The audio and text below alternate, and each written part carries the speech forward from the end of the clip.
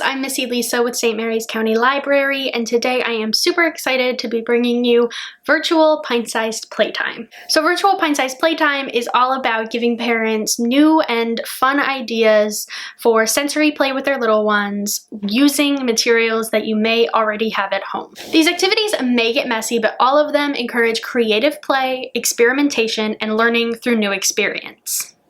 Throughout these activities, encourage your child to experiment and play differently than they normally would with certain objects. So instead of painting with paintbrushes, try fly swatters or plastic utensils. Just mixing it up and giving them the freedom to experiment and learn through new experiences is what all of these activities are all about.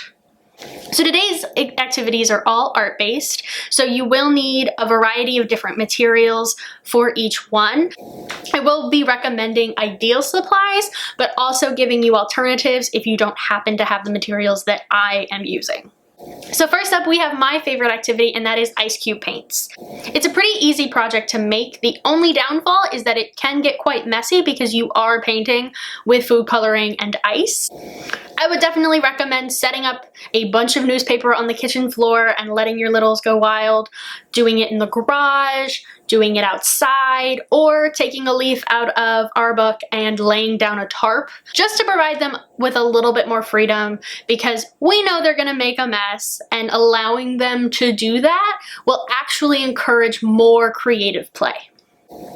So what you're gonna need for this project is an ice cube tray, some food coloring, some popsicle sticks, and some paper to paint on, of course. So some alternative supplies, if you don't happen to have a certain part of that, instead of ice cube trays, you can use Dixie cups or plastic cups.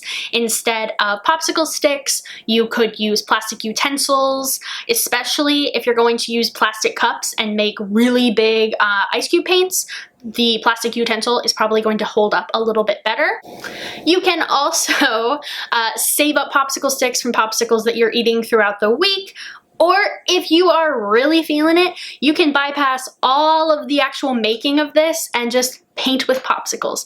It will be a lot stickier, but it'll probably be a lot easier and taste friendly. So what you're gonna do is you're gonna fill up your ice cube trays with water. I would recommend filling it to about halfway to 3/4 of the way, just to make sure that none of your colors bleed into one another, but also to be sure you have enough of the actual ice cube to freeze to the popsicle stick. So just mix in the food coloring with your popsicle stick. I like to put them in at an angle, all facing the same way, because they fit into my freezer a little bit better that way. And then you're just gonna pop them in the freezer and freeze them overnight. When you're all ready to start playing, you're gonna pull them out of the freezer, and I would recommend about 10 to 15 minutes to let them thaw a little bit. If you immediately start trying to paint with them right out of the freezer, they don't have enough payoff, really. So I would let them melt a little bit, or just expect that at first you're not gonna get a lot of color payoff when you start to paint. Talk to your little one about, you know, how cold it is, how different this is from normal painting, or just let them go crazy, get in there, and really encourage them to go a little wild with the ice cube paints, because it is so different from normal painting. Next up, we have a slightly less messy activity, and that is shaving cream bags. So for this, you're going to need a gallon-sized Ziploc bag. Other baggie sizes work too. The gallon size just gives you more area to work with and play with. So all you're gonna do is you're gonna fill up your baggie with about halfway with shaving cream. After you have the shaving cream in the bag, you're going to add your food coloring.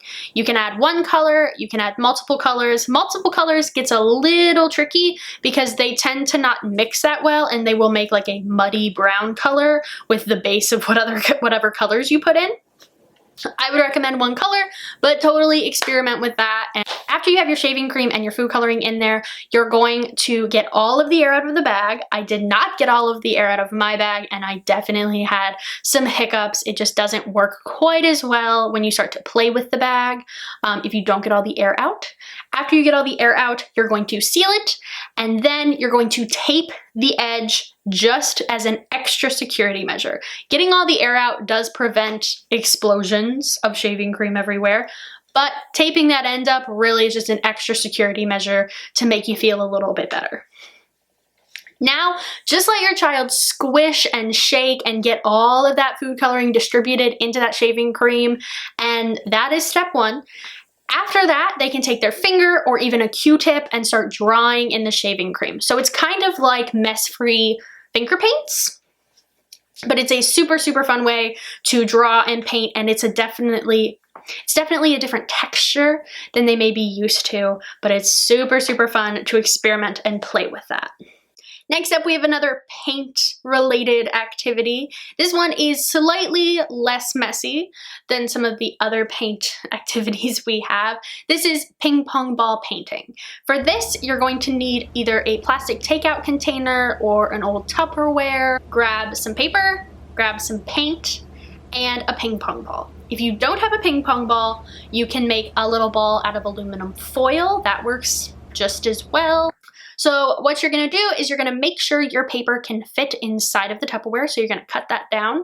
Then you're going to add some dollops of paint to the paper. Hopefully you have more exciting colors than I do. All I had left was gray paint, so mine was a little less exciting. Ask your little one what colors they want on their painting. You're going to place the ball in the Tupperware container, seal it up really, really tight, and then you just let them shake it and go to town. They can do this for as little or as long as they like, and you will come out with a really fun masterpiece. Be very careful when you're taking them out. They're going to be very soaked with paint. I would probably set up some paper towels or some newspaper to lay them on and then set them in the sun so that they dry a little faster. Next up, we have another less messy activity, and this is all about drawing and coloring on different textures. So for this, you can really use whatever you want. All you really need is paper and crayons. After that, you can just grab whatever you have. I used paper towels, tissue paper, sandpaper, but you can also use scrap fabric, different plastic, magazines, anything that is a different texture than normal drawing paper. All you're gonna do is have them start with the normal paper and then just let them color on all the different textures. If you have an older child, talk to them about how it's different coloring on each texture, if it's easier, harder, what it sounds like, what it feels like. Just encourage them to use all of the different materials that you've provided for them to draw on, just so that they get a rounded experience of different textures. Our last activity is probably our messiest one. This is a painting free-for-all at home. So for this, I would again recommend laying newspaper, a tarp, taking them outside, but anywhere that you can kind of let them go a little bit crazy with paint. I would suggest using the Crayola non-toxic washable paint because it's definitely the safest and the easiest cleanup of most paint varieties. For this, really what you need is paint, paintbrushes, paper, and then anything kind of different that they can use to paint. So for mine, I have a plastic spoon. You can use a plastic fork, anything really. I have some yarn or extra string you have lying around. Fly swatters go really well. I use the ping pong ball I used in the ping pong painting to roll it through the paint.